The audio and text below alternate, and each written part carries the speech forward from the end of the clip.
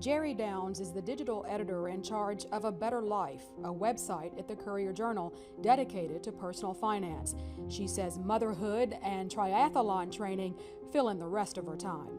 She uses fitness as her escape from the world's pressures, especially the financial ones. I'm really lucky in that I was in no shape to write about this when I was asked to do this job a year ago. Yeah. In fact, it was like, ask me to write about anything but Right. money. And sometimes we are given the gift of having to dig in. And so as I write these stories, I see myself, I see my family. The single mother of one admits that chiseling her personal spending habits has summoned financial grit and pluck she didn't expect at this point in her life. To get that part of her life in shape, she sweated out personal finance classes with the goal of living on 2/3 of what she earns. Covering Louisville and surrounding communities, Jere has learned what poverty and middle-class struggles look like, and it's a story that strikes close to home. We're in the city of Hollow Creek, which is a suburb of Louisville. It was built in the 60s. It represents the promise of middle-class life. The first residents in this neighborhood worked at General Electric's Appliance Park when it was booming in the 60s and 70s. Now, new workers there could not afford to buy a home in this neighborhood. And there's a foreclosure about to happen down the street. I saw it on the docket the other day, and my heart about stopped because I really want to sell my house and move back to a smaller mortgage that I can afford. Since I started this job as the personal finance writer, I've learned that your housing cost should be only about 1/3 of your take home, and this mortgage eats up about half my net. And like so many of us, that happened through circumstances that we can't control. I'm now a single income household. I was a 2-income household. Things happen.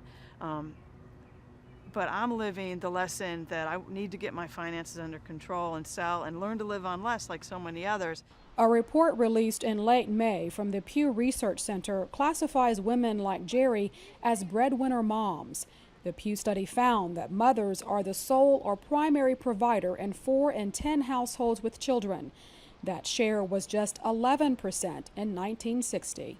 I told my son that I am not saving for his college education. I have one son, he's 13, and he was gobsmacked. His jaw hit the floor. And I said, well, there are no loans available for retirement, baby.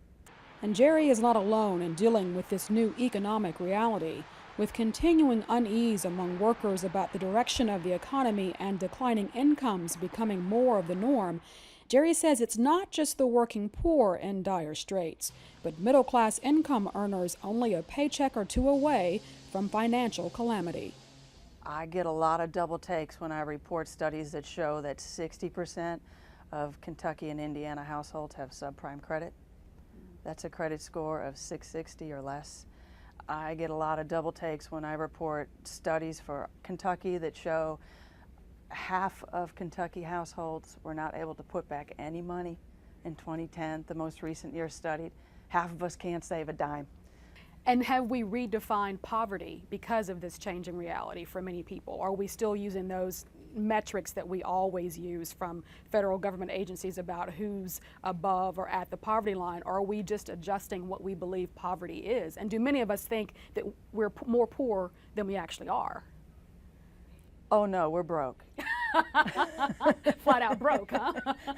I mean, if there's one message that A Better Life at the Courier-Journal tries to communicate, is that if you feel like the ground's giving way beneath your feet, it is. For Jere, an Ivy League educated single mom, her own financial setback resembles the people whose stories she's written. My story is that my son is a leukemia survivor, and he picked the most curable kind. He's 13 now and in great health. But that I spent about $60,000 in retirement income that I'd saved during that time because he needed round-the-clock care, so I wasn't working.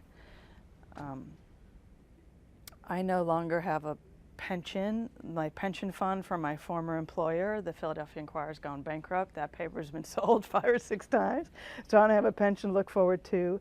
I'm really lucky to have a job and have health care today, but health care is increasingly expensive. His follow-up care means that we spend, I don't know, $3,000 to $4,000 a year.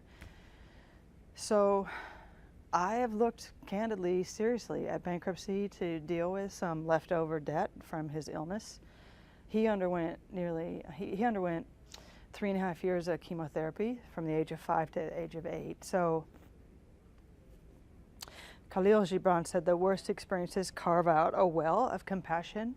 So that well's been carved out in me. I have many friends who are fellow parents of children with cancer who have filed bankruptcy. I have a close friend right now who has not made her mortgage payment in 4 months. And we talk on the phone all the time about how she's negotiating for a lower home note. So I walk with people every day, and I've been on this walk to say, oh my God, I have staggering debt.